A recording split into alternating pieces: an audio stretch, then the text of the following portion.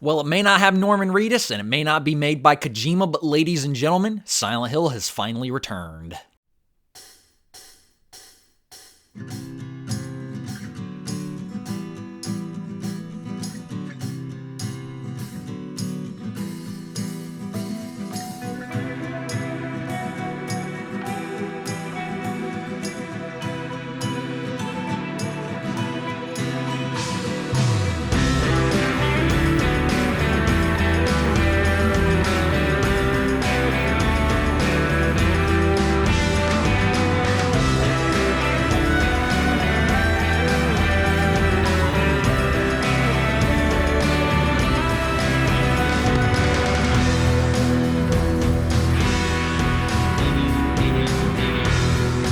It's been quite a wait, and the ride from Downpour in 2012 to the remake in 2024 was a roller coaster ride of emotions, with both incredible hype and crushing disappointment, constant hints and poorly kept secrets, and new rotation of rumors on a monthly basis, but it's all come to an end here. The original psychological horror game is finally back. I'm going to give 2 spoiler warnings here, the first one being that I'm going to be talking a lot about the story, and the second one being that I really like this game, if you couldn't already tell. I think this is a masterpiece of a remake. It does some things better than the original, it does some things worse, but overall, as a game on its own merits, I think it delivers one of the, if not the best, survival horror experiences I've had in a while. I'm going to jump straight into the personal history that I have with this game because I got a good bit. When I was little and my parents first started letting me play mature rated games, there were still a few exceptions to that new freedom. Stuff like Grand Theft Auto was still off limits, and so was Silent Hill. The reason being that Silent Hill was too scary. As is expected, not being able to play that game only made me want to play it more, so I became fascinated with it and spent a lot of time reading and rereading the back of the case to try and ascertain what it was like.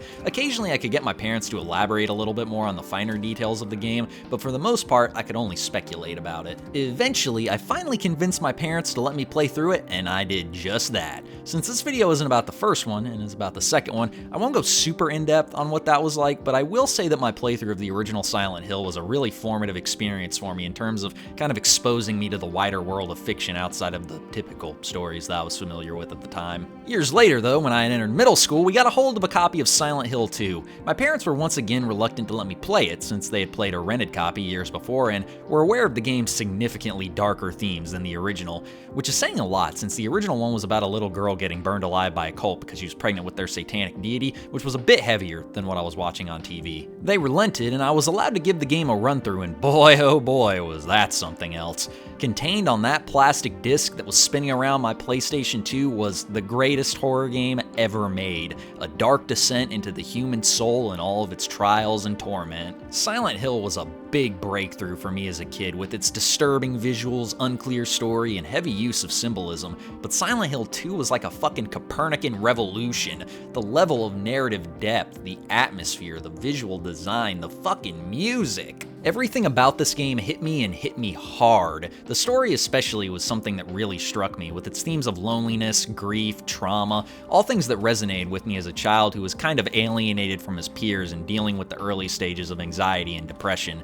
James and his characterization was also something that really spoke to me as a young boy slowly maturing into a young man, and the characterization and story really matched the sort of developing masculinity and push and pull between aggression and compassion that I think all young men feel. All this is a fancy way to say that Silent Hill 2 was yet another pivotal experience in my life, a game that spoke to me on several different levels in several different ways, and it was a huge influence on my personal creative tendencies and all of the edgy short stories that I wrote in school when I was mature enough to understand the themes of the story, but not mature enough to understand those themes don't count worth a shit if you don't have any way to convey them in an interesting or compelling manner. I've said all of this under the assumption that you know what Silent Hill 2 is. If you don't know what Silent Hill is, let me kill 2 birds with one stone here and tell you what it is, since the narrative is the same in both the original and the remake. Silent Hill 2, aka the game that I play whenever I get rejected, is a survival horror game where you play as a directionless schmuck who's sad because his wife died of leukemia or some other kind of skill issue. Rather than doing the smart thing and looks maxing so he can get a new wife for the tax benefits to augment his passive income obtained from years of Instagram sponsorship supplemented with the income gained from DoorDash deliveries, he sulks around for 3 years all sad and shit until one day he gets a letter. The name on the letter said Mary, his wife's name, which is spooky because, like I said earlier, she died. Said letter told him to get his ass to the town of Silent Hill, where she was waiting for him at their special place, whatever the fuck that means.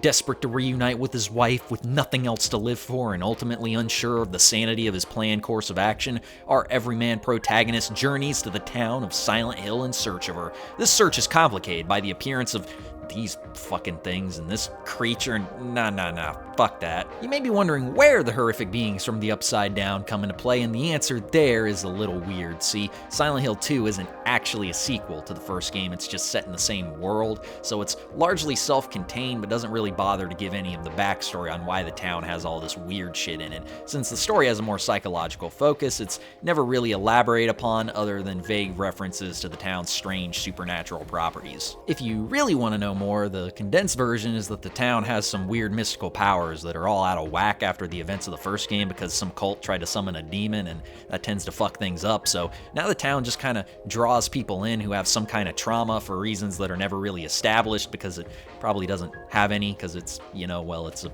town. Now, I'm going to be talking a lot about the story in this video, since Silent Hill 2 probably has the best story that's ever been in a video game, and I was overall really curious to see what they would do here, since, when it comes to horror games, they're basically fucking with scripture here. I was not as down on this game throughout its release cycle like a lot of people were. Most people expected this game to be shit, and a lot of people were very vocal about it. For my part, I wasn't very impressed with the initial reveal trailer for reasons I'll elaborate upon later, but I was willing to give this game a fair shot on release and see if it could at least, if not achieve the same level as the original, which I was not expecting it to, then hopefully stand on its own as a decent enough game. I'm not familiar with Bloober Team. I haven't played any of their other games since they're just walking sims, and that doesn't really interest me. I know a lot of people get really pissy about the medium whenever that game comes up, but I really had no expectations for this game based on past pedigree. With all that being said, I'm going to get this out of the way right off the bat. I think this game kicks all kinds of ass. With that being said, I don't know if I would say that this game is better or worse than the original, since in some ways it's a direct upgrade, and in others I think the first release is stronger artistically.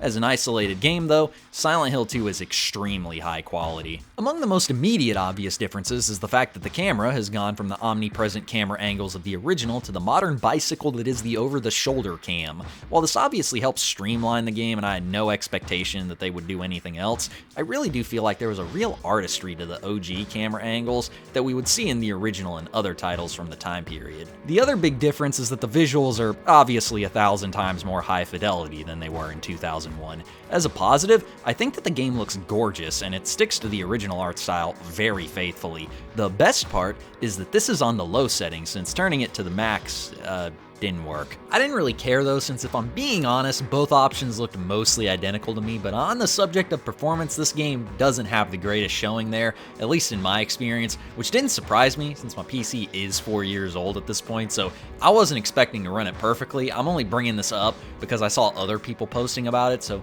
I don't know if it's actually a problem or just my computer. The actual initial opening is mostly the same, with the long walk through the woods being as creepy as it always was. Once you get to the cemetery, you see a cutscene which is footage of what happens whenever I talk to women.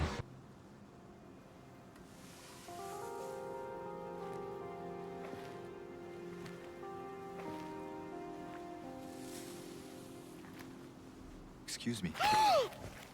Originally, I was going to type out my opinion on the whole internet slap fight that occurred over Angela's new design, but I'm going to be honest, I really don't care about this stupid shit anymore, so I'm just going to move on. In terms of the flow and pacing of the story, the series of events is mostly the same, with a few new sections that are added to slightly pad things out, but the bulk of the length is within the original areas that have been reimagined and vastly expanded. For reference, I beat the original last time I played it in about 7 hours. This fucking thing took me 20 hours to clear. The first of the new areas is the Saul Street Apartments. There's not much to do here, but it's around this point when you have your first encounter with the lying figures, those straitjacket things that puke on you. I guess this is a good place to segue into the combat, actually. The roster of enemies you fight from the original is almost exactly the same, with one sort of half addition and one sort of half subtraction. The fighting has a lot more depth to it than the original. If you played the 01 release, you're well aware that you could pretty easily coast on by the game with some cheap strats, and there wasn't a whole lot the monsters could do. In this game, ammo is rarer and the melee has more of a slight skill gap to it. You have to really time your attacks and dodges, especially since James can't take nearly as much damage as he used to. It wasn't like Dark Souls tier complicated, but if you're someone who's mostly only familiar with the combat of the first 4 Silent Hill games, you might find this one a little more challenging. Like in the original release, the first place that you hit up is the Woodside Apartments, where you have your first encounter with the mannequins and the other guy. Personal history time again. I used to have a legit fear of Pyramid Head when I was a kid. Seriously, this motherfucker haunted my nightmares. Something about the big pyramid helmet just fucks with me on like a deep level. It's why the first time I saw the pyramid ships in Destiny 2 when I played that game for 12 minutes, I nearly shat myself. Out of all of the things they could definitely not afford to fuck up in this game, Pyramid Head was probably at the top of the list, and the good news is they did not do that. They didn't overuse. He shows up in all the same places he did in the original, and he's still the same imposing presence that he always was, not the action movie villain they turned him into for the films. His introductory scene with the mannequins is actually a really good example of some of the tonal differences that this game has with the original. The OG release had a very surreal, dreamlike quality to it, a kind of beautiful melancholy that was present in even its most grotesque moments. The remake, on the other hand, has a much more nightmarish feel to it. It still focuses on the psychological horror that the series is known for, but more emphasis is put on both the disturbing imagery that's present as well as James' reaction to it. The characterization of James is probably the biggest change, but also one of the most subtle, aided primarily by the advances that have been made in mocap and 3D modeling over the past 21 years.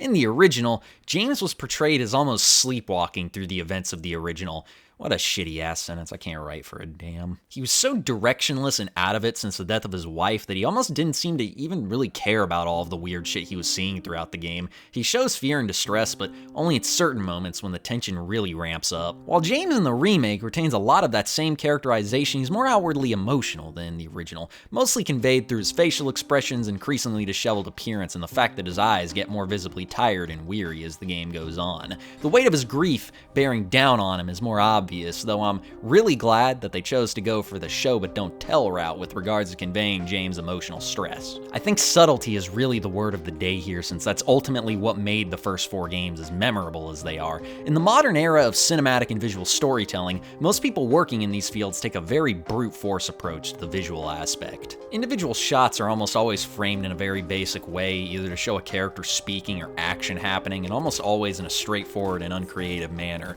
Pretty much all of the first few generations of filmmakers were coming from backgrounds in either painting or stage, and it shows. It's why older movies have a lot more attention to detail with regards to things like frame composition, camera angles, the position of actors and set items, that sort of thing. I'm casting a broad net here when I say older movies, by the way. I pretty much mean anything prior to the 2000s when the mass media was fully consolidated by massive corporations who promptly threw out most attempts at creative expression in favor of mass cultural homogenization and money-saving tactics that has resulted in the hyper-desaturated, sludgy, and bland look of most media today.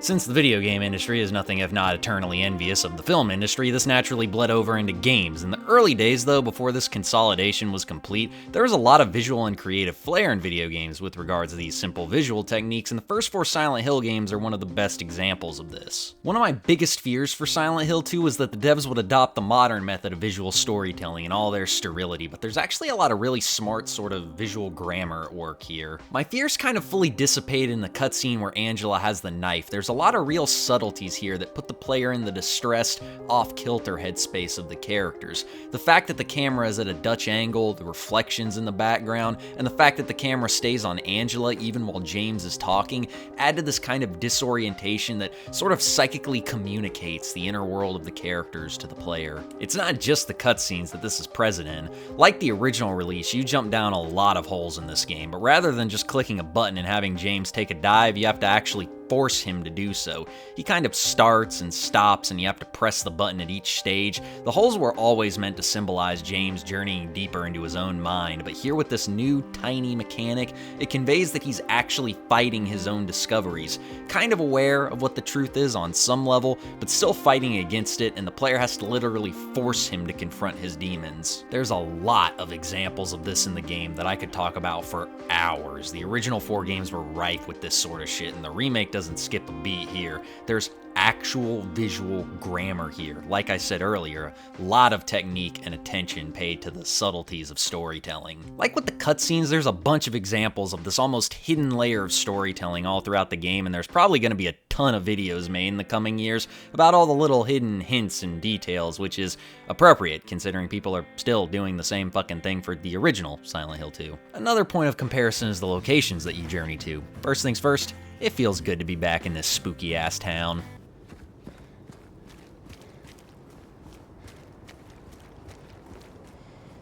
Like I said earlier, the roster of haunted houses you explore is largely the same, with a few minor additions in new areas and vastly expanding on the original areas. The hotels return, though the biggest difference is that when you enter the second apartment building, the game transitions to the other world for the first time, which didn't happen until the hospital in the OG. The hospital has been massively expanded, and you have to go through the whole thing twice, the first time in the normal version and the second time in the not-so-normal version.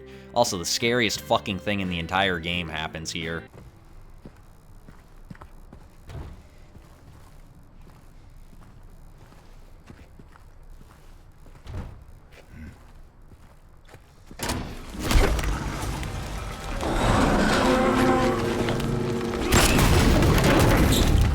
The prison is next, and this fucking thing is massive. In the first Silent Hill 2, the prison was 2 floors, but in the new Silent Hill 2, the prison is 6 floors, and it has like 5 different puzzles and 70 million key items you have to collect, and you get into prison fights with the inmates who jump around. And also because it's so big, the game really ran like shit for me here. Also, here's some more visual symbolism of me when another year goes by without any updates on Bloodborne. The Labyrinth, which is the next section, has also had a HGTV style renovation, is like 1,000 times more confusing now, divided up into 4 different sections with different visual motif in each. Also, you can find Pyramid Head's bedroom, which has an actual bed in it, though comfort is clearly not a concern for him. The last major section is once again the Lakeview Hotel, which is actually more or less the same size as the original, though it's still expanded on, of course. The biggest change, though, is that the Mandarins show up here, as opposed to the original where they don't, and they're actually hanging from the ceiling, and they sort of replace the mini abstract daddies that were here originally. They make a fun addition, and they're definitely creepy up close, plus they make the section where you have to give up your weapons even more fucking stressful. The environmental storytelling in this section is also top-notch, with every room feeling like it has some kind of story or history to it. The last big comparison that I'm gonna make is that scene. You know, the one where James learns the truth about his visit to the town. This was the most important scene for me because the original rendition of it is probably the single most soul-crushing scene that's ever been in a video game. From the disturbing nature of the tape to the sense of quiet devastation that James' posture conveys here. So how'd they do? Well, it's complicated. The actual tape itself is even better than in the original. It's a lot more surreal, nightmarish, and disturbing. Rather than the bird's eye view for the original, instead they do a close-up on James' face, which is exactly what I didn't want them to do. However, the guy who did the modeling and animation for this scene is a master of his trade, since this new take manages to have just as much emotional impact as the original. Rather than the emotional evisceration that James was showcasing in the original cutscene, here we just get a nearly blank, 1,000-yard stare and the shifting of his face and eyes as he really starts to comprehend why he's here. He looks almost like he's on the verge of going catatonic, like his break from reality is about to complete itself before Laura comes in and not only anchors him slightly back to the world around him, but also ruins the scene because for some fucking reason they do a close-up of her face and it's just terrible and awkward and really screwed a lot of the impact out of this whole thing. It's still great overall, but man, they really missed perfection by the width of an ass hair. Sucks, man. I guess the last thing to talk about now is the side characters. I already mentioned Angela earlier, but they do a good job with her, and the actress and the character model does a good job of conveying this sense of arrested development and stunted sociality. The scene on the staircase in particular is just superb, and as someone who's known people who've gone through the stuff that she did and what that can do to a person, this was pretty rough.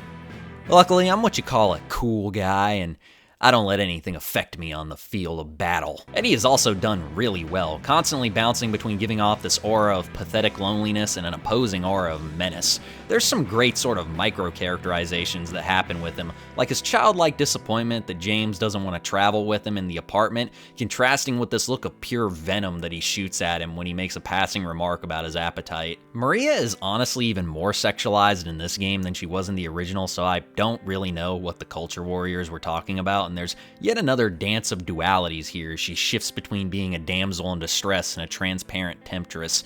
Laura is really the only one that I can say anything negative about, but mostly just that one scene. She's actually a lot less snotty in this one and just seems more innocent in this one compared to how actively antagonistic she kind of came across sometimes before. Also, the soundtrack is amazing, but that's Yamaoka just doing his thing, so that kind of goes without saying. Really, I could go on and on about this fucking game. There's so many standout moments, artistic flourishes that I'm glad to see aren't dead, and treats for people who are longtime fans of the series.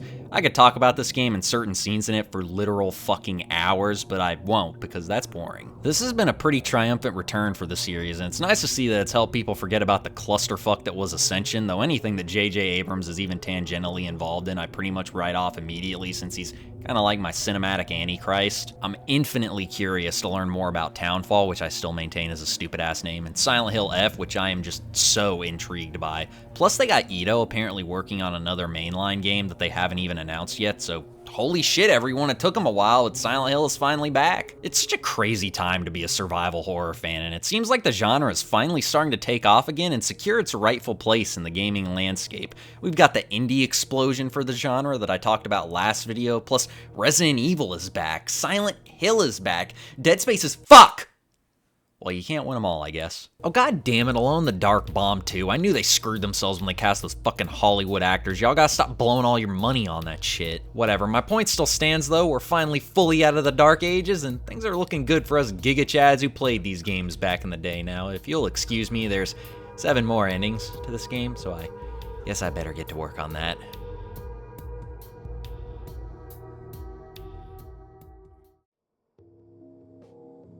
Oh man, it took them a while to bring this series back, but hey, the wait's finally over. If you are a Silent Hill fan, it was a pretty rough one, but now the series is back, and hopefully the next 2 games will be good. But I want to thank everybody who made it this far into the video, and I want to say don't forget to like, comment, subscribe, all the YouTube outro stuff that I say at the end of every video, and a big thank you to the patrons over on Patreon, Spec Teams 1 Slingshots, Zorio, the Gazer Patron, Lev, and Blue Yutsu, as well as the members here on YouTube, Saiga and Brigador24. Really big thanks to all y'all. Hope y'all enjoy this game and all of the other new wave of survival horror games that are coming out. It's a pretty good time, and other than that, that's pretty much everything I got for this video. So, see y'all in the next video. Goodbye.